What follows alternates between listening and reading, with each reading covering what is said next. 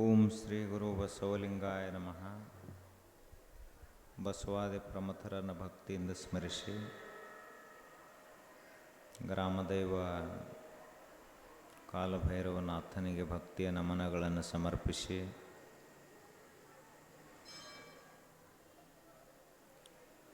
ಸದಾ ಸ್ಮರಣೀಯರಾಗಿ ಶಿವಯೋಗಿಗಳಾಗಿ ಮಹಾತಪಸ್ವಿಗಳಾಗಿ ಶ್ರೀ ಕ್ಷೇತ್ರದಲ್ಲಿ ಆರಾಧ್ಯ ಮೂರ್ತಿಗಳಾಗಿ ನೆಲೆಸಿರುವ ಪರಮಪೂಜ್ಯ ಶ್ರೀಮನ್ ನಿರಂಜನ ಪ್ರಣವ ಸ್ವರೂಪಿ ರಾಜಯೋಗಿ ಗುರುಬಸವ ಮಹಾಶಿವಗಳವರ ದಿವ್ಯಪಾದ ಪದ್ಮಗಳಿಗೆ ಭಕ್ತಿಯಿಂದ ಹಣೆಮಣೆದು ಪರಮಪೂಜ್ಯ ಶ್ರೀಮನ್ ನಿರಂಜನ ಪ್ರಣವ ಸ್ವರೂಪಿ ಚನ್ನಬಸವ ಮಹಾಶಿವಗಳವರ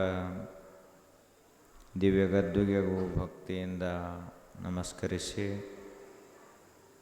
ಶ್ರದ್ಧೆಯಿಂದ ಆಗಮಿಸಿದಂಥ ತಮ್ಮೆಲ್ಲರಿಗೂ ಭಕ್ತಿಯ ಶರಣಾರ್ಥಿಗಳು.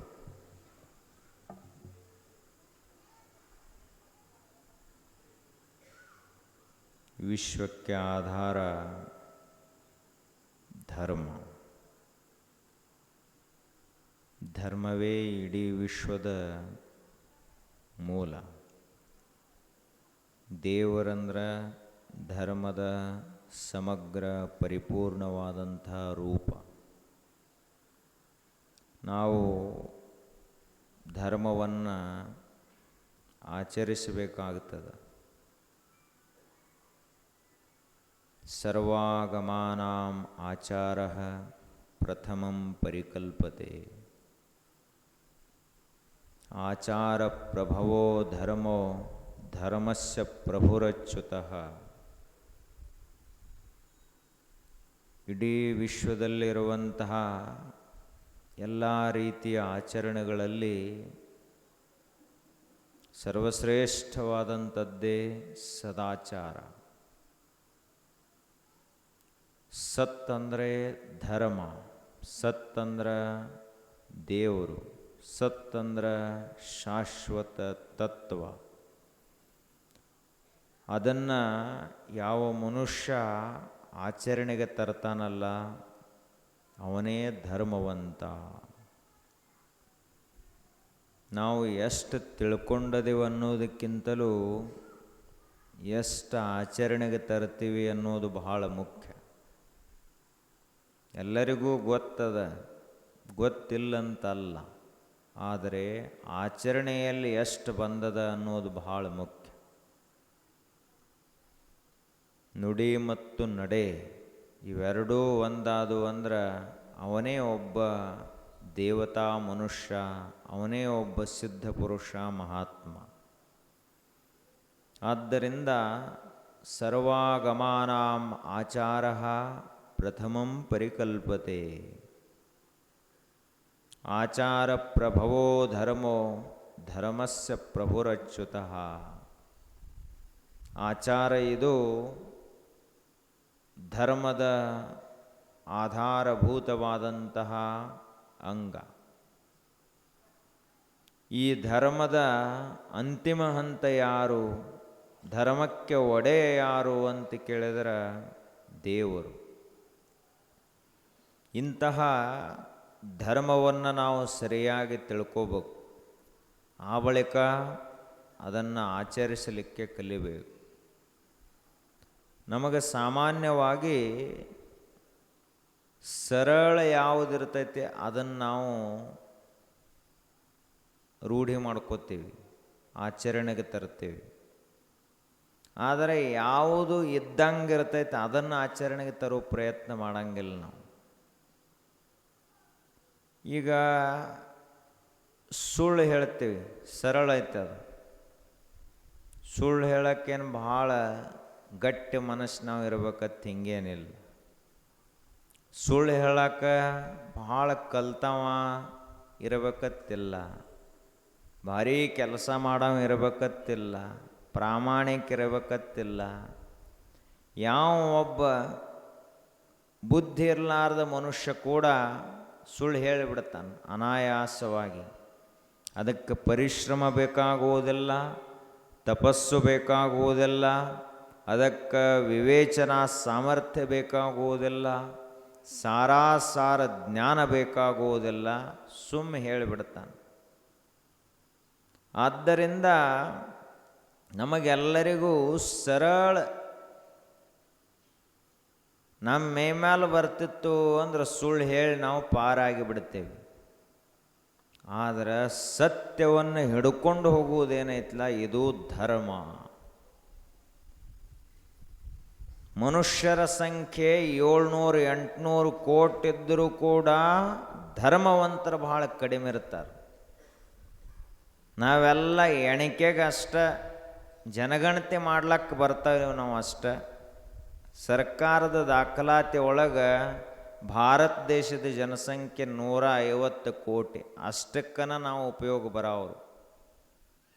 ಆದರೆ ದೇವರ ಲೆಕ್ಕದಲ್ಲಿ, ಇಡೀ ವಿಶ್ವದ ಧಾರ್ಮಿಕ ಲೆಕ್ಕಾಚಾರದಲ್ಲಿ ನಾವು ಯಾರೂ ಕುಂಡ್ರಂಗಿಲ್ಲ. ಮುಂಜಾನೆದಿಂದ ಸಂಜೆ ತನಕ ಎಷ್ಟು ಸುಳ್ಳು ಹೇಳ್ತೀವಿ, ಧರ್ಮದ ಲೆಕ್ಕದಾಗ ಕುಂಡಿರ್ತೀವೇನು ನಾವು? ಸತ್ಯ ಹೇಳೋರು ಅದೀವೇನು ನಾವು? ಮಂದಿನ ಕೇಳೋದು ಬೇಡ, ನಮ್ಮನ್ನು ನಾವೇ ಕೇಳ್ಕೊಳ್ಳೋನು. ನಮ್ಮ ಮನಸ್ಸಿಗೆ ನಾವೇ ಕೇಳೋದು. ಇವತ್ತು ಸೋಮವಾರ ಸೂರ್ಯೋದಯದಿಂದ ಸೂರ್ಯಾಸ್ತ ತಕ ಮತ್ತು ರಾತ್ರಿದು ಬ್ಯಾಡ್ ಲೆಕ್ಕದ್ರಾಗ ಎಷ್ಟು ಸುಳ್ಳು ಹೇಳಿದ್ದೀವಿ ಒಂದು ದಿವಸನಾಗ. ಹಿಂಗನ ನಾವು ಸುಳ್ಳು ಹೇಳ್ಕೋತನ ಹೋದೀವಿ ಅಂದ್ರೆ ನಮಗೆ ವಿಶ್ವದ ಅಂತರ್ಗತವಾಗಿರುವಂಥ ದೇವ ದರ್ಶನವೇ ಆಗುವುದಿಲ್ಲ, ಬರೀ ಭ್ರಾಂತಿ ದರ್ಶನವಾಗಿ ದುಃಖಿಗಳಾಗ್ತೀವಿ ಅಂತ ಮಹಾತ್ಮರು ಹೇಳ್ತಾರೆ. ಏನೈತೆ ಅದು ಕಾಣಂಗೇ ಇಲ್ಲ ನಮಗೆ. ಯಾವುದು ಬರೀ ಆಗೈತಲ್ಲ ಅದಷ್ಟೇ ಕಾಣ್ತದ. ಇರ್ಲಾಕ ಹಗ್ಗ ಕಾಣಂಗಿಲ್ಲ ನಮಗೆ, ಹಾವು ಕಾಣ್ತದ. ಯಾಕೆ? ಭ್ರಾಂತಿ ದರ್ಶನ. 9 ವಿಧವಾದಂತಹ ಯೋಗ ವಿಘ್ನಗಳಲ್ಲಿ, ಅಂತರಾಯಗಳಲ್ಲಿ ಭ್ರಾಂತಿ ದರ್ಶನ, ಅಲಬ್ಧ ಭೂಮಿಕತ್ವ, ಅನವಸ್ಥಿತತ್ವಾನಿ ಚಿತ್ತ ವಿಕ್ಷೇಪಾಹ ತೇ ಅಂತರಾಯಾಹ. ನಾವು ಸತ್ಯ ದರ್ಶನಕ್ಕೆ ಪ್ರಯತ್ನ ಮಾಡಂಗಿಲ್ಲ, ಏನೈತೆ ಅದನ್ನು ನೋಡ್ಬೇಕಂತ ಬಯಸಂಗಿಲ್ಲ.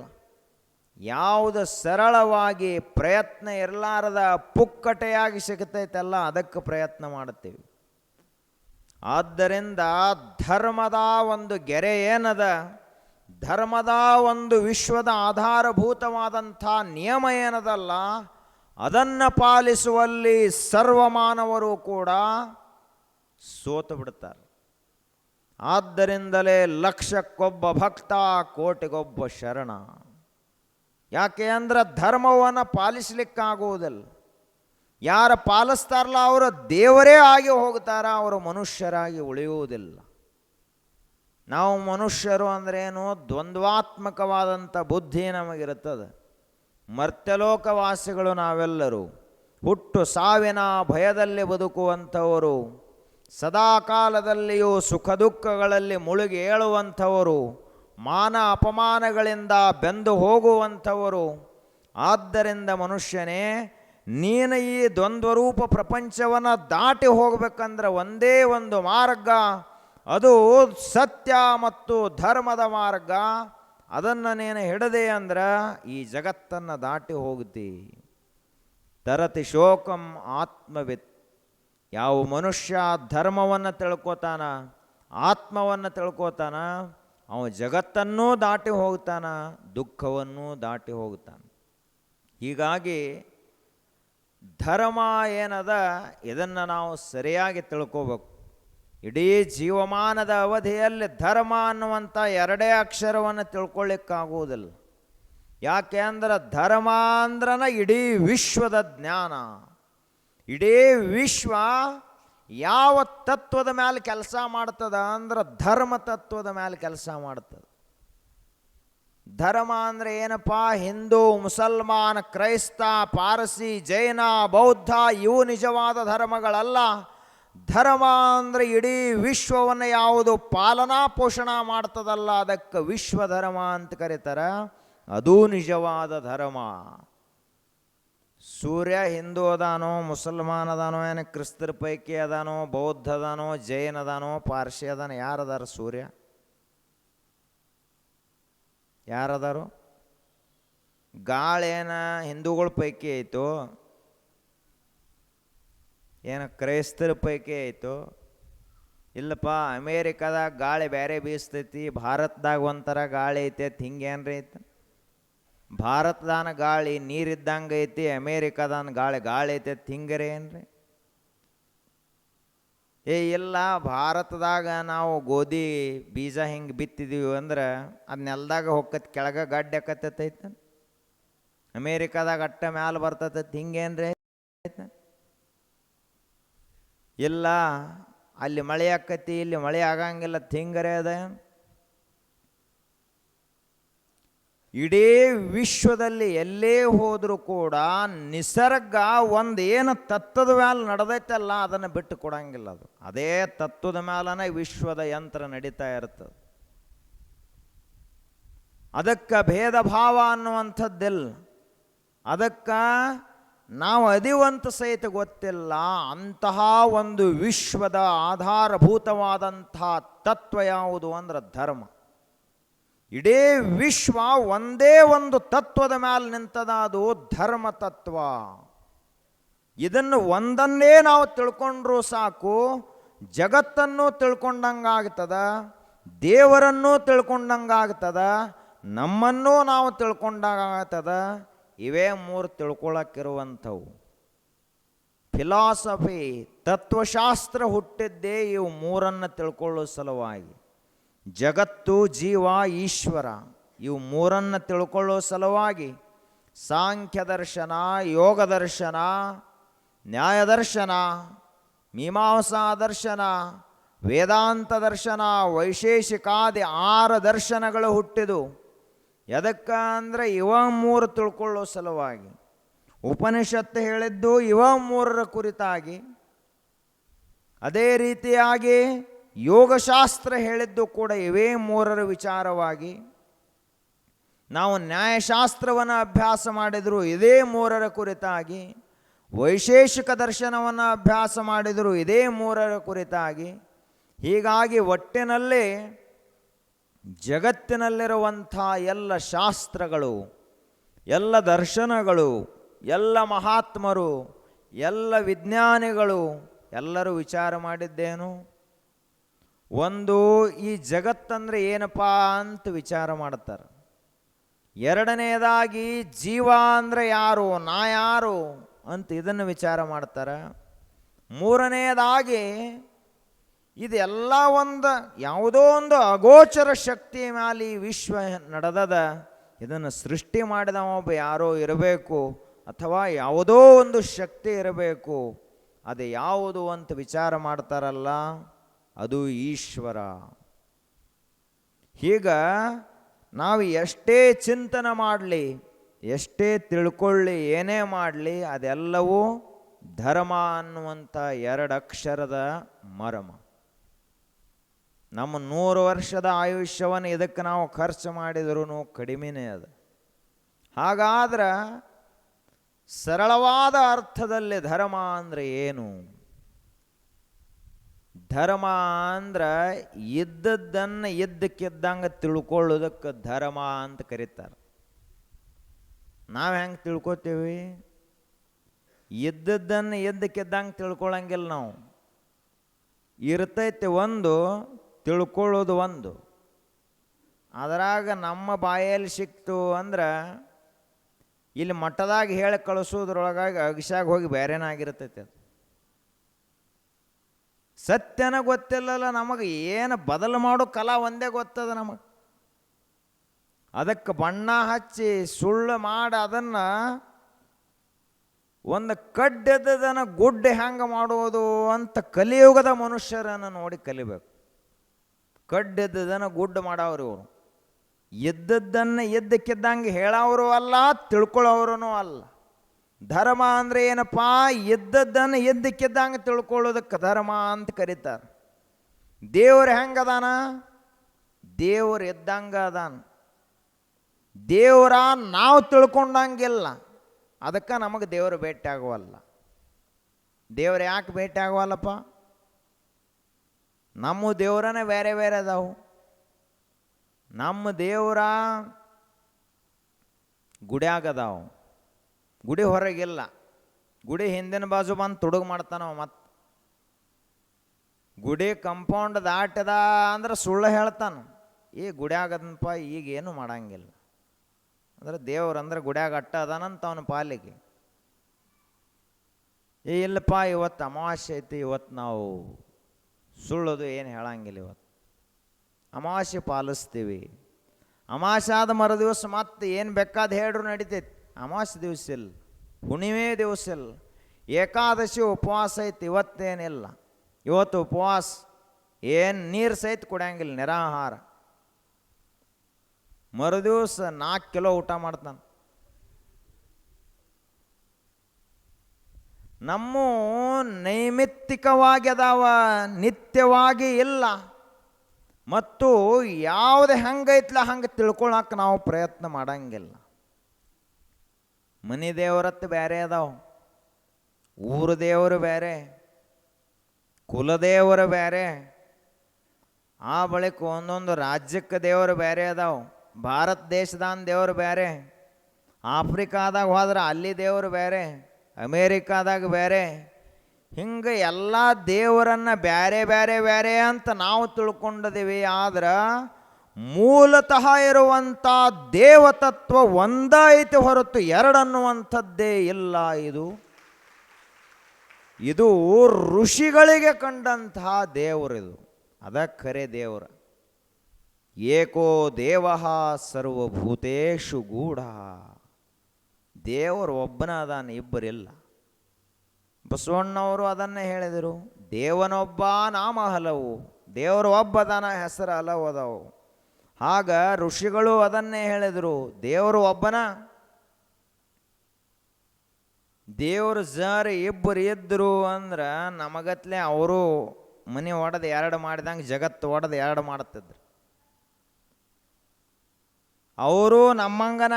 ಆದ್ರೆ ದೇವತತ್ವ ಅನ್ನುವಂಥದ್ದು ಒಂದೇ ಇರುವುದರಿಂದ ಇಷ್ಟೊಂದು ವ್ಯವಸ್ಥಿತವಾದ ರೀತಿಯೊಳಗೆ ನಡೆದದ. ಹಂಗಾದ್ರೆ ಮತ್ತಿನ್ನ ಈ ನಮ್ಮ ಕುಲದೇವರಿಗೆ ಆ ಕಡೆ ಈ ಕಡೆ ಹೋಗ್ಬೇಕೋ ಬ್ಯಾಡೋ? ಈ ಅಮಾವಾಸ್ಯೆ ಬರ್ತಾವಲ್ಲ, ಮತ್ತೆ ಹೆಂಗೆ ಮಾಡೋದ್ರಿ? ಅಮಾವಾಸ್ಯೆ ಹುಣ್ಣಿಮೆ ಬಂದಾಗ ಹೋಗ್ಬೇಕೋ ಬ್ಯಾಡೋ? ನಿಮಗೆ ಎಲ್ಲಿ ತಕ ಖರೆ ದೇವ್ರದ್ದು ಪ್ರಜ್ಞಾ ಬರೋದಲ್ಲ ಅಲ್ಲಿ ತಕ ಹೋಗ್ರೆ ನೀವು ಬೇಡ ಅನ್ನಂಗಿಲ್ಲ. ನಾವು ಬಿಟ್ರಿ ಅಂದ್ರೆ ಮತ್ತೆ ಅವು ಕಾಡ್ತಾವೆ ಮರುದಿವ್ಸ. ಎಲ್ಲಿ ತಕ ಸ್ಪಷ್ಟ ತಿಳುವಳಿಕೆ ಬರಂಗಿಲ್ಲ ಅಲ್ಲಿ ತನಕ ಯಥಾ ರೀತಿಯಾದ ಆಚರಣೆ ಇರಲಿ ಅಂತ ಋಷಿಗಳು ಹೇಳುವುದು. ಯಾವಾಗ ತಿಳುವಳಿಕೆ ಬರ್ತದಲ್ಲ ಅವಾಗ ಈ ಧರಣಿಯ ಕಲ್ಲಿಗೆ ಶರಣೆಂದು ಪೂಜೆಯ ಮಾಡಬಾರದು ಅಂತ ಶರಣರು. ಏನಪ್ಪ, ಕಲ್ಲಿಗೆ ನಮಸ್ಕಾರ ಮಾಡ್ಕೋತ ಹೊಂಟಲ್ಲ, ನಿನ್ನ ಒಳಗನ ಇರುವಂಥ ದೇವರನ್ನು ಮರೆತು ನೀ ನಮಸ್ಕಾರ ಮಾಡ್ಕೋತ ಹೊಂಟಲ್ಲ. ಹೊರಗಿನ ಕಲ್ಲಿಗೆ ಎಷ್ಟು ನಮಸ್ಕಾರ ಮಾಡಿದರೇನು? ಹುರುಳೆಲ್ಲ ಲಿಂಗಾರ್ಚನೆ. ಮರೆದರೆ ಬಾಡದು, ಎರೆದರೆ ನೆನೆಯದು. ಹುರುಳೆಲ್ಲ ಲಿಂಗಾರ್ಚನೆ. ಲಿಂಗ ಪೂಜಾ ಮಾಡಲಿಲ್ಲ ಅಂದ್ರೆ ಏನು ದೇವರ ಒಣಗವದಾನೇನು? ದೇವ್ರ್ಯಾನ ಬಾಡಾವದಾನೇನು? ಏನಿಲ್ಲ. ಎಲ್ಲಿ ತನಕ ಇದು ಯಾವಾಗ ನಮಗೆ ಸರಿಯಾದಂತಹ ಧರ್ಮ ಅಂದರೆ ಏನು, ದೇವರಂದ್ರೆ ಏನು, ಆತ್ಮ ಅಂದರೆ ಏನು ಅಂತ ಗೊತ್ತಾಗಂಗಿಲ್ಲ, ಅಲ್ಲಿ ತನಕ ಇದೆಲ್ಲ ಇರಬೇಕು. ಒಮ್ಮೆ ಗೊತ್ತಾದ ಬಳಿಕ ಮುಗಿತ್ತಲ್ಲಿ. ಆದ್ರೆ ತಿಳುವಳಿಕೆ ಬರಬೇಕಾಗಿತ್ತು, ಧರ್ಮದ ಪ್ರಜ್ಞಾ ಜಾಗೃತ ಆಗಬೇಕಾಗಿತ್ತು. ಅಂದ್ರೆ ನಾವು ಜಾಗೃತ ಸ್ಥಿತಿಯಲ್ಲಿ ಇರಬೇಕಾಗ್ತದೆ. ನಾವು ಕಣ್ಣು ಮುಚ್ಚಿದ್ದೀವಿ ಅಂದ್ರೆ ಧರ್ಮ ಪ್ರಜ್ಞಾ ಜಾಗೃತ ಆಗುವುದಿಲ್ಲ. ದೇವರಂದ್ರೆ ಏನಂತ ಗೊತ್ತನ ಆಗುವುದಿಲ್ಲ. ನಾವು ಜಾಗೃತ ಅವಸ್ಥೆಯಲ್ಲಿರಬೇಕು. ಆದ್ದರಿಂದಲೇ ಧರ್ಮ ಸಾವಧಾನದಿಂದ ಧರ್ಮದ ಪ್ರಜ್ಞಾ ಜಾಗೃತ ಆಗ್ತದೆ. ಸಾವಧಾನ ಅಂದರೆ ಎಚ್ಚರಿಕೆಯ ನಡೆಯಿಂದ. ಮಾತು, ನಮ್ಮ ನಡೆ ಅಷ್ಟೇ ಅಲ್ಲದೆ ನಮ್ಮ ವಿಚಾರಗಳು, ನಮ್ಮ ಕೃತಿಗಳು, ಭಾವನೆಗಳು ಇವೆಲ್ಲವೂ ಹೆಂಗಿರಬೇಕು ಅಂದ್ರೆ ಸ್ವಚ್ಛ, ಶುದ್ಧ, ಸತ್ಯವಾಗಿರಬೇಕು. ಹೀಗಾಗಿ ಧರ್ಮವೇ ಇಡೀ ವಿಶ್ವದ ಪ್ರಾಣ. ಧರ್ಮವನ್ನು ತಿಳಿದುಕೊಳ್ಳುವಂಥದ್ದೇ ಇಡೀ ವಿಶ್ವದ ಅತ್ಯಂತ ಪ್ರಮುಖ ಕರ್ತವ್ಯ. ಧರ್ಮದ ಮಾರ್ಗದಲ್ಲಿ ನಡೆಯುವುದೇ ಅತ್ಯಂತ ಶ್ರೇಷ್ಠ ಸಾಧನ. ಇನ್ನು ಯಾವ ಸಾಧನನೂ ಇದರಷ್ಟು ದೊಡ್ಡದಿಲ್ಲ. ಅದಕ್ಕೆ ಅವರು ಹೇಳುವುದು ಸತ್ಯೇನ ರಕ್ಷತೆ ಧರ್ಮೋ ವಿದ್ಯಾ ಯೋಗೇನ ರಕ್ಷತೆ ಮೃಜಯಾ ರಕ್ಷತೆ ಪಾತ್ರಂ ಕುಲಂ ಶೀಲೇನ ರಕ್ಷತೆ. 4 ಮಾತುಗಳನ್ನು ಹೇಳ್ತಾರೆ, ಅವುಗಳನ್ನು ತಿಳ್ಕೋಬೇಕು. ಮೊದಲನೇದ್ದು ಸತ್ಯೇನ ರಕ್ಷತೆ ಧರ್ಮೋ. ಧರ್ಮ ಅಂದರೆ ಏನಪ್ಪ? ಬರೇ ವಿಭೂತಿ ಹಚ್ಕೊಂಡ, ಕುಂಕುಮ, ಬರೇ ಭಂಡಾರ ಪ್ರಸಾದ, ಅದು ಇದು ಜನಿವಾರ ಹಾಕಿದ, ಲಿಂಗ ಕಟ್ಟಿದ, ಇದು ನಿಜವಾದಂತಹ ಧರ್ಮ ಅಲ್ಲ. ಇವೆಲ್ಲವೂ ಧರ್ಮದ ಲಾಂಛನಗಳು, ಧರ್ಮದ ಸಂಕೇತಗಳು. ಆದರೆ ನಿಜವಾಗಿ ನಾವು ಧರ್ಮದ ಆಚರಣೆ ಹೆಂಗೆ ಮಾಡುವುದದ ಅಂದ್ರೆ ಸತ್ಯದಿಂದ ಧರ್ಮದ ರಕ್ಷಣೆಯನ್ನು ಮಾಡಲಿಕ್ಕೆ ಸಾಧ್ಯದ. ಸತ್ಯೇನ ರಕ್ಷತೆ ಧರ್ಮೋ. ಸತ್ಯವನ್ನು ಮಾತನಾಡು, ಪ್ರಾಮಾಣಿಕನಾಗಿ ಬದುಕು. ಪ್ರಾಮಾಣಿಕ ಅನ್ನುವಂಥ ಶಬ್ದ ಅದರ ಅರ್ಥ ಭಾಳ ಸರಳದ. ಪ್ರಮಾಣ ಯಾರಪ್ಪ? ಹೊರಗಿನವ್ರು ಯಾರೂ ಪ್ರಮಾಣ ಅಲ್ಲ. ನಿನ್ನ ಆತ್ಮಸಾಕ್ಷಿಯೇ ನಿನಗ ಪ್ರಮಾಣ. ನಿನ್ನ ಅಂತಃಸಾಕ್ಷಿಯೇ ನಿನಗ ಪ್ರಮಾಣ. ನಿನ್ನ ಅಂತಃಸಾಕ್ಷಿಗೆ ಪ್ರಾಮಾಣಿಕವಾಗಿ ಅದರ ಪ್ರಮಾಣವಾಗಿ ನೀನು ಸತ್ಯವನ್ನು ಹೇಳು, ಆವಾಗ ನೀ ಧರ್ಮವಂತನಾಗ್ತಿ. ನಾವು ಯಾರಿಗರೇ ಹೌದನ್ನೋ ಸಲುವಾಗಿ ಬದುಕಲತ್ತಿದ್ದೀವಿ. ನಾವು ಸತ್ಯವಂತರು ಅಂತ ಊರಿಗೆಲ್ಲ ಗೊತ್ತಾಗಬೇಕು. ನಾವು ಸತ್ಯವಂತರು ಅಂತ ಮನೆಯಾಗೆಲ್ಲ ಗೊತ್ತಾಗಬೇಕು. ಇಡೀ ಊರಿಗೆಲ್ಲ ಇವ ಸತ್ಯವಂತ ಅಂತ ಗೊತ್ತಿದ್ರೂ ಮನವರಿಯದ ಕಳ್ಳತನವಿಲ್ಲವಲ್ಲ. ಮನಸ್ಸಿನಾಗ ಕಳ್ಳತನ ಮಾಡಿದ್ದ ಅಂದ್ರೆ, ಅಥವಾ ಮನಸ್ಸಿನಲ್ಲಿ ಅಪ್ರಾಮಾಣಿಕನಾಗಿದ್ದ ಅಂದರೆ ಜಗತ್ತಿಗೇನು ಗೊತ್ತಾಗುವುದದ. ಹೀಗಾಗಿ ಸತ್ಯೇನ ರಕ್ಷತೆ ಧರ್ಮೋ. ನಾವು ಏನು ಬೇಕಾದ ಮಾಡಲಿ, ನೀವು 101 ತೆಂಗಿನಕಾಯಿ ಹೊಡಿಲಿಲ್ಲ ಅಂದರೂ ನಡೀತೈತಿ. ದೇವ್ರು ಯಾಕೆ ಹೊಡೆದಿಲ್ಲಪ್ಪ ಅಂತ ಕೇಳಂಗಿಲ್ಲ. ನೀವು ಊದುಬತ್ತಿ ಬೆಳಗಲಿಲ್ಲ ಅಂದರೂ ಕೇಳಂಗಿಲ್ಲ. ನೀವು ಅವು ಇಟ್ಟಿಟ್ಟ ಹೋಳಿಗೆ ತಂದು ನೈವೇದ್ಯ ಹಿಡಿಲಿಲ್ಲ ಅಂದರೂ ಕೇಳಂಗಿಲ್ಲ. ಅವು ದೇವರಿಗತ್ತೆ ಸಪ್ರೇಟ ಬೇರೆನ ಮಾಡ್ತಾರೆ. ಹೂರಣನೂ ಅವ ಪೂಜಾರಿ ದುರ್ಬಿನ ಹಚ್ಚಿ ನೋಡ್ರಿ ಹೂರಣ ಕಾಣಂಗಿಲ್ಲ, ಬೇರೆನ ಮಾಡಿರ್ತಾರವು. ಕುದಿಲಾರದ ಅನ್ನ,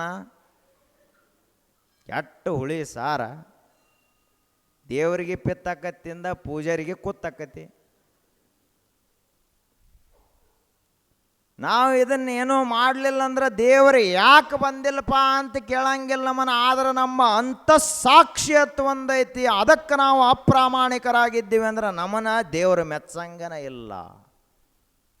ಯಾರಿಗೆ ಕರೆ ಆಗಲಕ್ಕೆ ಹೋಗೋದೈತಿ ನಾವು ಜಗತ್ತಿನೊಳಗೆ? ಈ ಕೋರ್ಟ್ ಕಚೇರಿಗೆ ಹೋಗಿರ್ತಾರ, ಇಬ್ಬರನ್ನು ಕುಣಿಸ್ಕೊಂಡ ನ್ಯಾಯ ಹೇಳುವಂಥ ನ್ಯಾಯಾಧೀಶ ನೀನು ಸಾಕ್ಷಿ ಆಧಾರ ಅದಾವಂತ ಹೇಳಕ್ಕೆ ಹೋಗ್ಬೇಡ, ನಿನ್ನ ಅಂತಃಸಾಕ್ಷಿ ಒಪ್ಪತೈತಿಲ್ಲೋ ಕೇಳ್ಕೊಂಡು ಹೇಳಪ್ಪ ಅಂದ್ರೆ ಹೇಳಂಗಿಲ್ಲ ನಾವು. ನ್ಯಾಯ ಹೇಳುವಂಥ ಪದ್ಧತಿ ಯಾವುದು ಅಂದ್ರೆ ಸಾಕ್ಷಿ ಆಧಾರಗಳನ್ನು ಹೊರಗೆ ಹುಡುಕಾಡ್ಲಕ್ಕೆ ಹೋಗ್ತೀವಿ ನಾವು. ಹೊರಗೆ ಯಾಕೆ ಹುಡುಕಾಡ್ತೀಪ್ಪ? ಅವನ ಮನಸ್ಸನ್ನು ಹೊಕ್ಕ ನೋಡು, ಅವನನ್ನೇ ಕುಣಿಸ್ಕೊಂಡು ಮನಸ್ಸನ್ನು ಹೊಕ್ಕ ನೋಡುವಂಥ ಕಲೆಯನ್ನು ಕಲಿ. ಆವಾಗ ನಿನಗೊಬ್ಬ ನ್ಯಾಯಾಧೀಶ ಅಂತ ಕರೀತಾರೆ. ತಪ್ಪು ಮಾಡಿದವ ಇಬ್ಬರ ಅದಕ್ಕೆ 10-20 ವರ್ಷಗಟ್ಟಲೆ ಕೋರ್ಟಿಗೆ ಹೋಗ್ತಾರೆ. ಅವನು ಸುಳ್ಳು ಹೇಳ್ತಿರ್ತಾನ, ಇವನು ಸುಳ್ಳು ಹೇಳ್ತಿರ್ತಾನ, ಖರೆ ಒಂದು ಬೇರೆನೇ ಇರ್ತದ. ವಕೀಲರಂದ್ರೆ ಯಾರಪ್ಪ? ಸುಳ್ಳು ಹೇಳೋರವರು. ಖರೆ ಹೇಳಕ್ಕೆ ವಕೀಲರು ಹಾಕ್ಬೇಕ್ರಿ. ಈಗ ಹಳ್ಳಿ ಮನುಷ್ಯ ಏನು ಸಾಲಿ ಕಲ್ತಿರ್ತಾನೆ, ಏನು ರೈತ ಒಕ್ಕಲಿಗ ಮೊದಲೇನ ಅವ್ರು ಇದ್ರಲ್ಲ. ಈಗೇನು ಒಕ್ಕಲಿಗಾರ ಮೊಬೈಲ್ ಬಂದು ಶಾಣೆ ಆಗ್ಯಾರ ಅವರು. ಆದ್ರೆ ಮೊದಲಿನ ಒಕ್ಕಲಿಗಾರ ಏನಿದ್ರಲ್ಲ, ಒಮ್ಮೆ ನಸಿಕನ್ಯಾಗ ಹೊಲಕ್ಕೆ ಹೋಗಿ ಸಂಜೆ ಆದ ಬಳಿಕ ಮನೆಗೆ ಬರುವಂಥ ಒಕ್ಕಲಿಗರು ಏನಿದ್ರಲ್ಲ, ಅವರಿಗೆ ಸುಳ್ಳು ಅನ್ನೋದ ಗೊತ್ತಿರಲಿಲ್ಲ. ಒಬ್ಬನ ಸಾಕ್ಷಿ ಹೇಳಕತ್ತ ಹೋದ್ರು ಮುತ್ಯಾನ. ಅವ ವಕೀಲೆಲ್ಲ ಕಲಿಸ್ಕೊಂಡ ಹೋಗಿದ್ದವ. ವಕೀಲರು ಮೊದಲ ಟ್ರೈನಿಂಗ್ ಮಾಡ್ತಾರೆ ಅವ್ರು, ಹಿಂಗೆ ಹೇಳ್ರಿ ಅಂತೇಳಿ. ಸತ್ಯ ಹೇಳಕ್ಕೆ ಅದೇನು ಕಲಿಸೋದು ಅವಶ್ಯಕತೆ ಇರಂಗಿಲ್ಲ. ಸತ್ಯ ಒಂದು ಮಾರುದ್ದನೂ ಇರಂಗಿಲ್ಲ, ಸತ್ಯ ಸ್ವಲ್ಪ ಇರ್ತೈತಿ, ಸುಳ್ಳನ ಭಾಳ ಇರ್ತೈತಿ. ಇವು ಒಕ್ಕಲಿಗಾಗಿ ಎಲ್ಲ ಮುತ್ಯಾಗ ಕಲಿಸ್ಕೊಂಡು ಹೋಗಿದ್ರು. ಇಂಥವ್ರು ಎಲ್ಲ ಕೇಳಿದ್ರೆ ನ್ಯಾಯಾಧೀಶರು ಇವೆಲ್ಲ ಹೇಳ್ದ, ವಕೀಲರು ಹೇಳ್ದಂಗೆ ಹೇಳ್ದ. ಕೊನೆಗೆ ಏನು ಹೇಳ್ದ ಅಂದ್ರೆ, ಇದೆಲ್ಲ ವಕೀಲರು ಹಿಂಗೆ ಹೇಳ್ಯಾರ, ಹೇಳೇನಿ, ಇದೇನು ನಂದು ಅಲ್ಲ ತಂದವ. ವಕೀಲಿಗೆ ಏನೇನು ಪಾಸಿ ಶಿಕ್ಷಣ ಅಲ್ಲ ಮತ್ತೇನು. ಇದೇನು ನಾ ಮನಸಾಪೂರ್ವವಾಗಿ ಹೇಳ್ಬೇಕತ್ ಹಿಂಗೇನಿಲ್ಲ, ಇವು ಕಲಿಶಾನತ್ ಹೇಳೇನಿ. ಸತ್ಯ ಒಂದು ಬ್ಯಾರೆ ಐತತ್ ನ್ಯಾಯಾಧೀಶಿಗೆ ಹೇಳಿದಲ್ಲ, ಇದಕ್ಕೆ ಧರ್ಮ ಪ್ರಜ್ಞಾ ಅಂತ ಕರೀತಾರೆ. ಪ್ರಾಮಾಣಿಕತಾ ಅಂದರೆ ಇದು ಸಾಲ್ಯಾಗ ಕಲಿಸುವಂಥದ್ದಲ್ಲ, ನಮ್ಮ ಅಂತಃಸಾಕ್ಷಿ ನಮಗೆ ಕಲಿಸ್ತದ, ಸ್ವಚ್ಛವಾದಂಥ ಮನಸ್ಸು ನಮಗೆ ಕಲಿಸ್ತದ. ಅದು ಧರ್ಮದ ಪ್ರಜ್ಞೆ ಜಾಗೃತವಾಗುವಂಥದ್ದೇ ಹೊರತು ಮುಚ್ಚಿ ಹೋಗುವಂಥದ್ದಲ್ಲ. ಸುಳ್ಳು ಹೇಳಕ್ಕೆ ಸಾಲಿ ಕಲಿಬೇಕಾಗ್ತದೆ. ಸತ್ಯ ಹೇಳಕ್ಕೆ ಯಾವ ಸಾಲಿ ಕಲಿಬೇಕು? ಸತ್ಯ ಹೇಳಕ್ಕೇನು ಬಹಳ ಪರಿಶ್ರಮ ಅದ, ಏನು ತಾಕತ್ತು ಬೇಕಷ್ಟ. ಸತ್ಯ ಹೇಳಕ್ಕ ನಿರ್ಭಯದ ಮನಸ್ಥಿತಿ ಇತ್ತು ಅಂದ್ರೆ ಸತ್ಯ ಹೇಳ್ತಾನವ. ಯಾರ್ದರೆ ಅಂಜಿಕೆ ಆಗಿದ್ದಂದ್ರೆ ಸತ್ಯ ಹೇಳಂಗಿಲ್ಲ ಮನುಷ್ಯ. ಯಾರ್ದು ಒಂದು ತುತ್ತ ಅನ್ನ ತಿಂದಿರಬಾರದು, ಯಾರ ಹಂಗಿನಲ್ಲಿ ಇರಬಾರದು, ಅಂತಹ ಮನುಷ್ಯ ಮಾತ್ರ ಸತ್ಯವೇ ದೇವರು ಅಂತ ತಿಳ್ಕೊಂಡು ಎಲ್ಲಿ ಬೇಕಾದಲ್ಲಿ ಸತ್ಯವನ್ನು ಹೇಳ್ತಾನೆ. ಸತ್ಯೇನ ರಕ್ಷತೆ ಧರ್ಮೋ. ರೊಕ್ಕದಿಂದ ಧರ್ಮವನ್ನು ರಕ್ಷಣೆ ಮಾಡಲಿಕ್ಕಾಗುವುದಿಲ್ಲ, ವಿದ್ಯೆಯಿಂದ ಧರ್ಮವನ್ನು ರಕ್ಷಣೆ ಮಾಡಲಿಕ್ಕಾಗುವುದಿಲ್ಲ, ಶಕ್ತಿಯಿಂದ ಧರ್ಮವನ್ನು ರಕ್ಷಣೆ ಮಾಡಲಿಕ್ಕಾಗುವುದಿಲ್ಲ, ಅಧಿಕಾರದಿಂದ ಧರ್ಮವನ್ನು ರಕ್ಷಣೆ ಮಾಡಲಿಕ್ಕಾಗುವುದಿಲ್ಲ, ಪ್ರತಿಭೆಯಿಂದ ಧರ್ಮವನ್ನು ರಕ್ಷಣೆ ಮಾಡಲಿಕ್ಕಾಗುವುದಿಲ್ಲ, ಜನರಿಂದ ಧರ್ಮವನ್ನು ರಕ್ಷಣೆ ಮಾಡಲಿಕ್ಕಾಗುವುದಿಲ್ಲ. ಆದರೆ ಧರ್ಮವನ್ನು ರಕ್ಷಣೆ ಮಾಡಲಿಕ್ಕಾಗ್ತದೆ ಕೇವಲ ಸತ್ಯನಿಷ್ಠೆಯಿಂದ ಮಾತ್ರ ರಕ್ಷಣೆ ಮಾಡಲಿಕ್ಕಾಗ್ತದೆ. ಸತ್ಯನಿಷ್ಠ ಯಾವಾಗ ಆಗಿ ಹೋದೋ ಹರಿಶ್ಚಂದ್ರ ಗೊತ್ತಿಲ್ಲ, ಆದರೆ ಇವತ್ತಿಗೂ ಕೂಡ ಸತ್ಯ ಹರಿಶ್ಚಂದ್ರ ಅಂತ ನಾವು ಅನ್ವರ್ಥಕ ನಾಮವಾಗಿ ಕರಿತೀವಿ. ಸತ್ಯ ಅಂದ್ರೆ ಹರಿಶ್ಚಂದ್ರನೇ ಅದಕ್ಕೆ ಒಂದು ಉದಾಹರಣೆ. ಸತ್ಯವನ್ನು ಹೇಳಬೇಕು ಅಂದ್ರೆ ಹರಿಶ್ಚಂದ್ರನಂಗೆ ಹೇಳಬೇಕು. ಸತ್ಯವನ್ನು ಪಾಲಿಸಬೇಕು ಅಂದ್ರೆ ರಾಜ್ಯ ಹೋಗಲಿ, ಹೆಂಡತಿ ಮಗ ಎಲ್ಲ ಹೋದರೂ ಕೂಡ ತನ್ನ ಮೈ ಮೇಲಿನ ಆಭರಣಗಳೆಲ್ಲ ಹೋಗಿ ಹರಿದ ದೋತರವನ್ನು ಉಟ್ಟುಕೊಂಡು ಕಂಬಳಿ ಹೊತ್ತುಕೊಂಡು ಸ್ಮಶಾನ ಕಾಯ್ದನೇ ಹೊರತು ಸತ್ಯವನ್ನು ಬಿಡಲಿಲ್ಲಲ್ಲ. ಇದಕ್ಕೆ ಸತ್ಯ ರಕ್ಷಣಾ ಮಾಡುವುದು ಅಂತ ಕರೀತಾರೆ. ನಾವು ಇದನ್ನು ಒಂದು ಬಿಡ್ತೀವಿ, ಉಳ್ಕಿದೆಲ್ಲ ಹಿಡಿತೀವಿ. ಸತ್ಯ ಒಂದು ಬಿಡ್ತೀವಿ, ರೊಕ್ಕ ಹಿಡಿತೀವಿ, ಅಧಿಕಾರ, ಜನ, ವಿದ್ಯಾ, ಪ್ರತಿಭಾ ಎಲ್ಲವನ್ನು ಹಿಡಿತೀವಿ, ಸತ್ಯವನ್ನೇ ಬಿಟ್ಟು ಬಿಡ್ತೀವಿ. ಆದರೆ ಋಷಿಗಳು ಹೇಳ್ತಾರೆ, ಸತ್ಯೇನ ರಕ್ಷತೆ ಧರ್ಮೋ. ಧರ್ಮವನ್ನು ಬರೀ ಹೊರಗಿನ ಲಾಂಛನಗಳಿಂದ, ಹೊರಗಿನ ಆಚರಣೆಗಳಿಂದ ರಕ್ಷಣೆ ಮಾಡಲಿಕ್ಕಾಗುವುದಿಲ್ಲ, ಸತ್ಯದಿಂದ ಮಾತ್ರ ಧರ್ಮದ ರಕ್ಷಣೆಯನ್ನು ಮಾಡಲಿಕ್ಕಾಗುತ್ತದೆ. ಋಷಿಗಳೆಲ್ಲರೂ ಸತ್ಯವೃತ್ತಿಗಳು. ಋಷಿಗಳೆಲ್ಲರಿಗೂ ಕೂಡ ಸಾಮಾನ್ಯವಾದಂಥ ಲೋಕದ ನಿಯಮಗಳು ಮುಖ್ಯವಾಗಿರಲಿಲ್ಲ, ಸಾಮಾನ್ಯ ಶಿಷ್ಟಾಚಾರ ಮುಖ್ಯ ಆಗಿರಲಿಲ್ಲ. ನಾ ಸತ್ಯವನ್ನು ಹೇಳಿ ಅಂದ್ರೆ ಎಲ್ಲಿ 4 ಜನ ಕಡಿಮೆ ಆಗ್ತಾರಂತ ಅವರಿಗೆ ಭಯ ಇರಲಿಲ್ಲ. ನಿರ್ಭಯದಿಂದ ಸತ್ಯವನ್ನು ಹೇಳಿದರು ಅಂತ ತಿಳ್ಕೊಂಡನ ಇಷ್ಟು ಶಾಸ್ತ್ರಗಳು ಬಂದು. ಎರಡನೆಯದಾಗಿ ವಿದ್ಯಾ ಯೋಗೇನ ರಕ್ಷತೆ. ವಿದ್ಯೆಯನ್ನು ಎದರಿಂದ ರಕ್ಷಣೆ ಮಾಡಲಿಕ್ಕಾಗ್ತದೆ? ಅಭ್ಯಾಸದಿಂದ ವಿದ್ಯೆಯನ್ನು ರಕ್ಷಣೆ ಮಾಡಬೇಕಾಗ್ತದೆ. ಒಮ್ಮೆ ಕಲಿತು ಬಿಟ್ಟಪ್ಪ, ಹೊಳ್ಳಿ ಆ ಕಡೆ ಪುಸ್ತಕನೂ ತೆರೆದು ನೋಡಲಿಲ್ಲ, ಅಥವಾ ಹೊಳ್ಳಿ ಏನು ಕಲ್ತಾನೆ ಅಂತ ಅದನ್ನು ಸ್ಮರಣನೂ ಮಾಡಲಿಲ್ಲ, ಅದನ್ನು ಬಳಕೆಗೂ ತರಲಿಲ್ಲ ಅಂದ್ರೆ ವಿದ್ಯೆ ಉಳಂಗಿಲ್ಲ. ವಿದ್ಯೆ ಇದು ಯಾವಾತ ಅಭ್ಯಾಸ ಮಾಡ್ತಾನಲ್ಲ ಅವನ ಸ್ವತ್ತು. ವಿದ್ಯೆ ಯಾರ ಮನೆಯ ಆಸ್ತಿಯೂ ಅಲ್ಲದು. ನೀವು ಎಲ್ಲ ಕೊಡ್ಬೋದು, ಮಕ್ಕಳಿಗೆ ರೊಕ್ಕ ಕೊಡ್ಬೋದು, ಆಸ್ತಿ ಕೊಡ್ಬೋದು, ನಿಮ್ಮ ಮನೆ ಮಾರುಗಳನ್ನು ಕೊಡ್ಬೋದು, ಆದ್ರೆ ವಿದ್ಯಾ ಹಂಗೆ ಕೊಡ್ಲಾಕ ಬರಂಗಿಲ್ಲ. ವಿದ್ಯೆ ಇದು ಪ್ರತಿಭಾವಂತನ ಸ್ವತ್ತು, ಅಧ್ಯಯನಶೀಲನ ಸ್ವತ್ತು, ವಿದ್ಯಾರ್ಥಿಯ ಸ್ವತ್ತು. ವಿದ್ಯಾ ಯೋಗೇನ ರಕ್ಷತೆ. ವಿದ್ಯೆಯನ್ನು ನಿರಂತರ ಅಭ್ಯಾಸ ಮಾಡಬೇಕು. ಸತು ದೀರ್ಘಕಾಲ ನೈರಂತರ್ಯ ಆ ಸತ್ಕಾರ ಆ ಸೇವಿತ ದೃಢಭೂಮಿ. ದೀರ್ಘಕಾಲದವರೆಗೆ ಅಭ್ಯಾಸ ಮಾಡಬೇಕಾಗ್ತದೆ. ಒಬ್ಬ ವಿದ್ವಾಂಸನಾಗಬೇಕಂದ್ರೆ, ಒಬ್ಬ ವಿದ್ಯಾವಂತನಾಗಬೇಕಂದ್ರೆ 15-20 ವರ್ಷ ಪರಿಶ್ರಮ ಪಟ್ಟು ಓದಬೇಕಾಗ್ತದೆ, ತಿಳ್ಕೋಬೇಕಾಗ್ತದೆ, ಅಭ್ಯಾಸ ಮಾಡಬೇಕಾಗ್ತದೆ. ಆದರೆ ಇದು ವಿದ್ಯಾ ಯೋಗೇನ ರಕ್ಷತೆ. ವಿದ್ಯೆ ಎನ್ನುವಂಥದ್ದು ಆಲಸಿಯ ಸ್ವತ್ತಲ್ಲಿದು. ನಮ್ಮ ಹುಡುಗ ಶಾಲೆದಿಂದ ಬತ್ತಂದ್ರೆ ಹೊಟ್ಟೆ ತುಂಬ ಊಟ ಮಾಡ್ತೈತಿ. ಒಮ್ಮೆ ಮಕ್ಕೋತು ಅಂದ್ರೆ ಮುಂಜಾನೆ 6ಕ್ಕೆ ಹೇಳ್ತೈತಿ, ಮತ್ತು 7ಕ್ಕೆ ಸಾಲ ಇರ್ತೈತಿ. ಈ ಹುಡುಗ ಹೆಂಗಿನ ಫಸ್ಟ್ ಕ್ಲಾಸ್ ಪಾಸ್ ಆಗೋದು? ಇವ ಹೆಂಗಿನ ಗೋಲ್ಡ್ ಮೆಡಲ್ ತರವ, ಇವ ಹೆಂಗಿನ ಪ್ರತಿಭಾವಂತನಾಗವ, ವಿದ್ಯಾವಂತನಾಗವ. ಆದ್ದರಿಂದಲೇ ಹೇಳ್ತಾರೆ, ಅಲಸಸ್ಯ ಕುತೋ ವಿದ್ಯಾ ಅವಿದ್ಯಸ್ಯ ಕುತೋ ಧನಂ ಅಧನಸ್ಯ ಕುತೋ ಮಿತ್ರಂ ಅಮಿತ್ರಸ್ಯ ಕುತಃ ಸುಖಂ. ಆಲಸಿ ಮನುಷ್ಯಾಗ ವಿದ್ಯಾ ಒಲಿತೈತೆ? ವಿದ್ಯಾರ್ಥಿ ಚೇತ್ ತ್ಯಜೇತ್ ಸುಖಂ ಹೇಳ್ತಾರ. ಆದೇಶವನ್ನು ಗುರುಕುಲದಲ್ಲಿ ಹಿಂದಿನ ಕಾಲಕ್ಕೆ ಹಿಂಗೆ ಕಲಿಸ್ತಿದ್ರು ಅವರು. ನೀ ವಿದ್ಯಾರ್ಥಿ ಅದಿ ಇಲ್ಲಪ್ಪ, ಕಂಪಲ್ಸರಿಯಾಗಿ ಕಟ್ಟುನಿಟ್ಟಾಗಿ ನಿಯಮಬದ್ಧವಾಗಿ ನಸಿಕಿನಾಗ 4 ಗಂಟೆಗೆ ಏಳಲೇಬೇಕು, ಆವಾಗ ನಿನಗೊಬ್ಬ ವಿದ್ಯಾರ್ಥಿ ಅಂತ ಕರೀತಾರೆ. ಸೂರ್ಯ ಉದಯ ಆದ ಬಳಿಕ ನೀ ಎದ್ದ ಅವಾಗ ಏನಾದರೂ ಅಭ್ಯಾಸ ಮಾಡ್ತೀನಿ ಅಂದ್ರೆ ನಿನಗೆ ವಿದ್ಯಾರ್ಥಿ ಅಂತ ಕರೆಯಂಗಿಲ್ಲ. ವಿದ್ಯಾರ್ಥಿ ಚೇತ್ ತ್ಯಜೇತ್ ಸುಖಂ.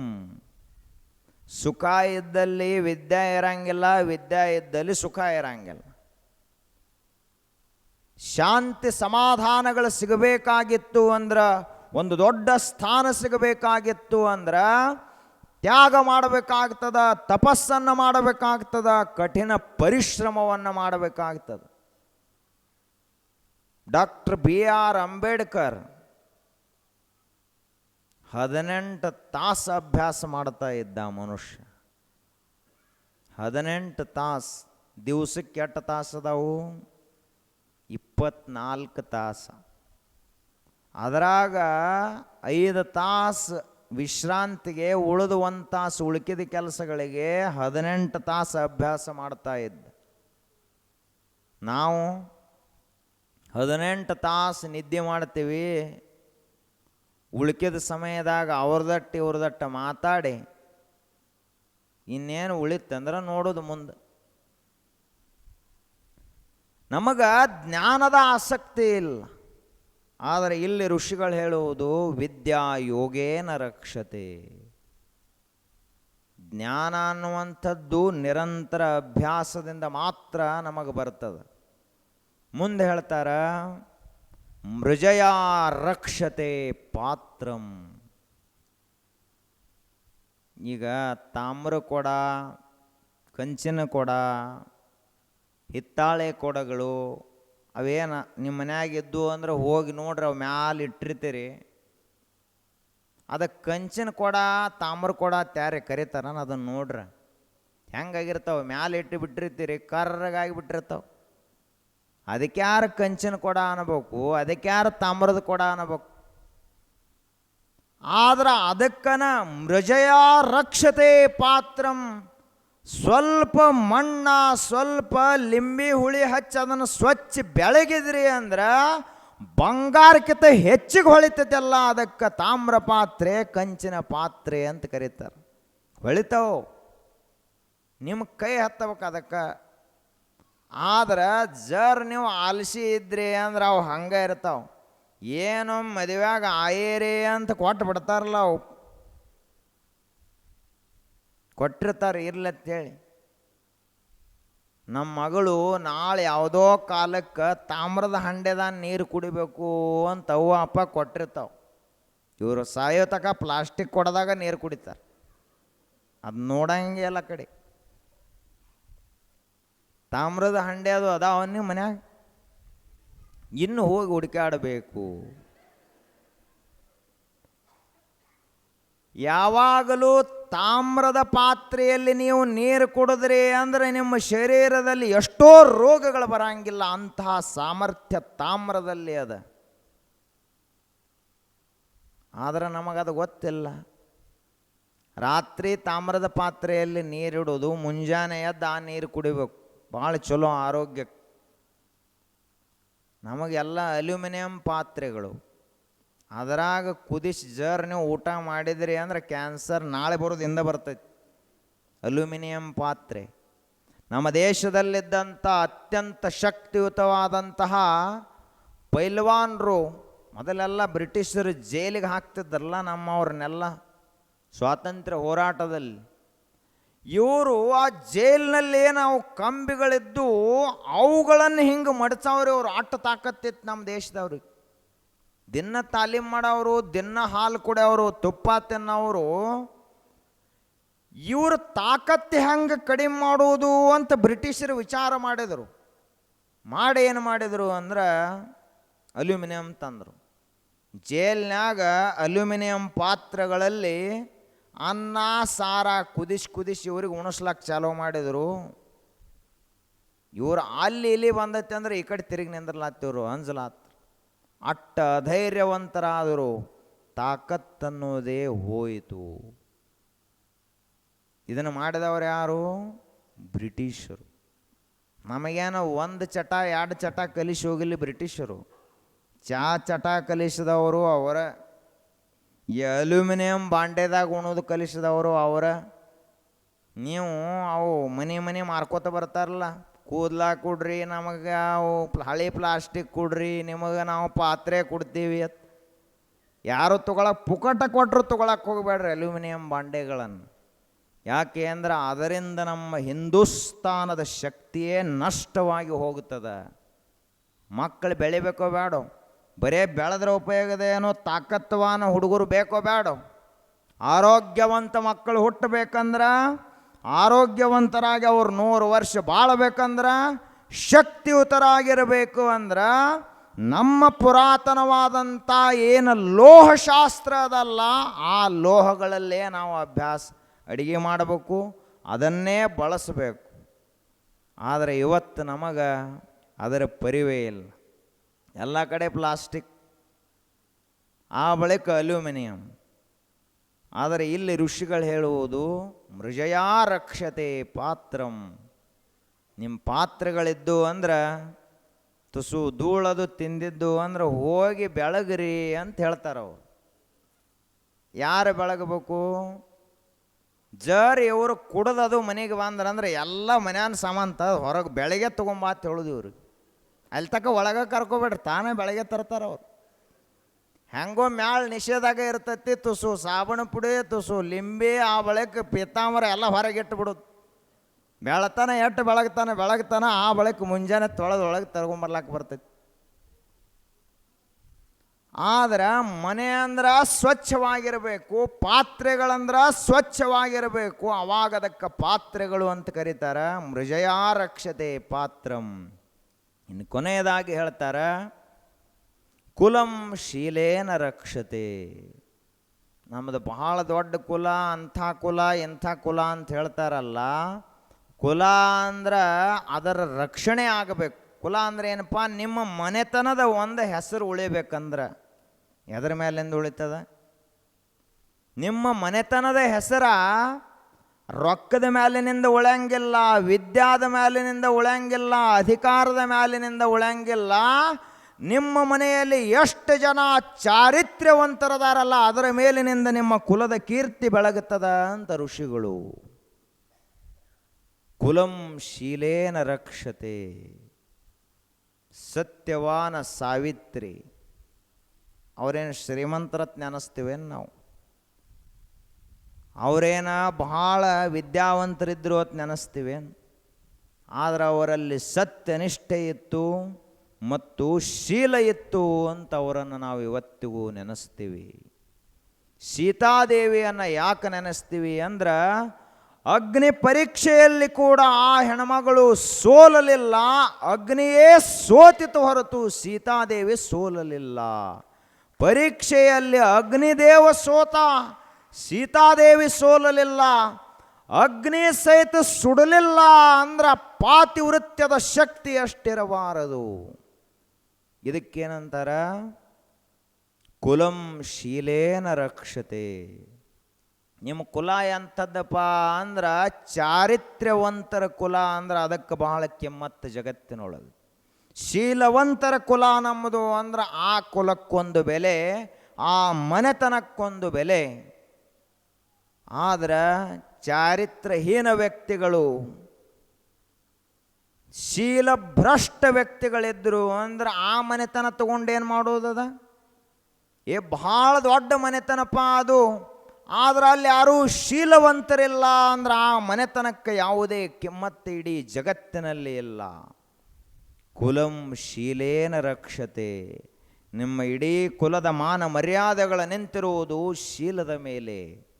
ಶೀಲಂ ಸರ್ವತ್ರ ವೈ ಭೂಷಣಂ, ಕಿಂ ಭೂಷಣಾತ್ ಭೂಷಣಮಸ್ತಿ ಶೀಲಂ, ತೀರ್ಥಂ ಪರಂ ಕಿಂ ಸ್ವಮನೋ ವಿಶುದ್ಧಂ. ಶಂಕರಾಚಾರ್ಯರು ಹೇಳ್ತಾರ, ಇಡೀ ಜಗತ್ತಿನಲ್ಲಿ ಅತ್ಯಂತ ಬೆಲೆ ಬಾಳುವಂಥ ಆಭೂಷಣ ಯಾವುದಪ್ಪ? ಏನು ಬೆಳ್ಳಿಯ ಹಾರವು, ಏನು ಬಂಗಾರದ ಆಭರಣಗಳು, ಏನು ಬೆಳ್ಳಿಯ ಆಭರಣಗಳು, ಯಾವ ಅತ್ಯಂತ ಕಿಮ್ಮತ್ತಿನ ಆಭೂಷಣಗಳು? ಆವಾಗ ಅವ್ರು ಹೇಳ್ತಾರ, ಕಿಂ ಭೂಷಣಾತ್ ಭೂಷಣಂ. ಭೂಷಣಗಳಲ್ಲೇ ಅತ್ಯಂತ ಶ್ರೇಷ್ಠ ಆಭೂಷಣ ಯಾವುದು? ಶೀಲಂ ಅಂತ ಹೇಳ್ತಾರೆ. ಒಬ್ಬ ಮನುಷ್ಯ ಚಾರಿತ್ರ್ಯವಂತ, ನೀತಿವಂತ, ಆಚಾರವಂತ, ಧರ್ಮವಂತ, ಸತ್ಯವಂತನಾಗಿದ್ದ ಅಂದ್ರೆ ಅವನೇ ಈ ಜಗತ್ತಿನಲ್ಲಿ ತಿರುಗಾಡುವಂಥ ದೇವರಿದ್ದಂಗೆ ಇನ್ನೊಬ್ಬ ದೇವರೇ ಎಲ್ಲದಾನ ಅಂತ ಋಷಿಗಳು. ದೇವರಂದ್ರೆ ಯಾರಪ್ಪ? ಇವನೇ. ಶೀಲವಂತನಾಗಿರಬೇಕು. ನಾವು ಇಡೀ ಜೀವಮಾನದ ಅವಧಿಯಲ್ಲಿ ಏನನ್ನ ರಕ್ಷಣೆ ಮಾಡಬೇಕು? ನಮ್ಮ ಶೀಲವನ್ನು ರಕ್ಷಣೆ ಮಾಡ್ಕೋಬೇಕು. ನಮ್ಮ ಮನಸ್ಸನ್ನು ನಿಗ್ರಹದಲ್ಲಿ ಇಟ್ಕೋಬೇಕು. ನಮ್ಮ ನಡತೆ, ನಮ್ಮ ಮನಸ್ಸು ಇವೆಲ್ಲವುಗಳನ್ನು ಸಂಯಮದಲ್ಲಿ ಇಟ್ಟುಕೊಂಡಿವಿ ಅಂದ್ರೆ ನಮಗೆ ಧರ್ಮವಂತರು, ಚಾರಿತ್ರ್ಯವಂತರು ಅಂತ ಕರೀತಾರೆ. ಚಾರಿತ್ರ್ಯ ಒಂದು ಹೋಯಿತು ಅಂದ್ರೆ ಮನುಷ್ಯ ಇದ್ದೂ ಸತ್ತಂಗೆ. ಇನ್ನೇನು ಉಳಿತದ ಒಂದು? If character is lost everything is lost. ಚಾರಿತ್ರ್ಯ ಹೋಯಿತು ಅಂದರೆ ಎಲ್ಲ ಹೋದಂಗೆ ಏನೂ ಇಲ್ಲ. ಜೀವಂತ ಹೆಣ ಅವ, ಬರೇ ಉಸಿರಾಡಿಸ್ತಿರ್ತಾನೆ ಅಟ್ಟ, ಆದರೆ ಯಾವ ತಾಕತ್ತು ತರಂಗಿಲ್ಲ ಅವನಿಗೆ. ಚಾರಿತ್ರ್ಯ ಒಂದೇ ಇದ್ದು ಅವನ ಹತ್ತಿರ ಸಂಪತ್ತು, ವಿದ್ಯಾ, ಶಕ್ತಿ ಏನಿರದೇ ಹೋದರೂ ಕೂಡ ದೇವರನ್ನು ಸಹಿತವ ಸರಿಗಟ್ಟಿ ನಿಲ್ಲಬಲ್ಲ ಅಂಥ ತಾಕತ್ತು ಅವನಲ್ಲಿರ್ತದೆ. ಅದು ಚಾರಿತ್ರ್ಯದಿಂದ ಬರ್ತದ, ಅದು ಶೀಲದಿಂದ ಬರ್ತದ, ಅದು ಸಂಯಮದಿಂದ ಬರ್ತದ, ಅದು ಸಾಧನೆಯಿಂದ ಬರ್ತದ. ಆದ್ದರಿಂದ ಕುಲಂ ಶೀಲೇನ ರಕ್ಷತೆ, ಸತ್ಯೇನ ರಕ್ಷತೆ ಧರ್ಮೋ. ಧರ್ಮವನ್ನು ಸತ್ಯದಿಂದ ರಕ್ಷಣೆ ಮಾಡಬೇಕು. ಆ ಬಳಿಕ ಮುಂದೆ ಹೇಳ್ತಾರ, ವಿದ್ಯಾ ಯೋಗೇನ ರಕ್ಷತೆ. ವಿದ್ಯೆಯನ್ನು ಅಭ್ಯಾಸ ಮಾಡುವುದರಿಂದ ರಕ್ಷಣೆ ಮಾಡಬೇಕು. ಮೂರನೆಯದಾಗಿ ಮೃಜಯಾ ರಕ್ಷತೆ ಪಾತ್ರಂ. ಪಾತ್ರೆಗಳನ್ನು ಮನೆಯನ್ನು ಸ್ವಚ್ಛ ಮಾಡುವುದರಿಂದ ರಕ್ಷಣೆ ಮಾಡಬೇಕು. ನಾಲ್ಕನೆಯದಾಗಿ ಕುಲಂ ಶೀಲೇನ ರಕ್ಷತೆ, ಕುಲವನ್ನು ಶೀಲದಿಂದ, ನಿಮ್ಮ ಮನೆತನದ ಕೀರ್ತಿ ನಿಂತಿರುವುದು ಮನೆಯಲ್ಲಿರುವಂಥ ಜನರ ಚಾರಿತ್ರ್ಯದ ಮೇಲೆ.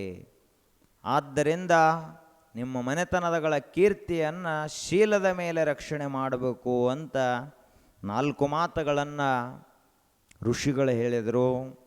ಅವುಗಳನ್ನು ನಾವೆಲ್ಲರೂ ತಿಳ್ಕೊಂಡು ನಮ್ಮ ಜೀವನವನ್ನು ನಾವು ಇನ್ನಷ್ಟು ಉಜ್ವಲವಾಗಿ ಬೆಳಗಬೇಕು ಅಂಥೇಳಿ ಇವತ್ತಿನ ಸತ್ಸಂಗಕ್ಕೆ ಮಂಗಲ.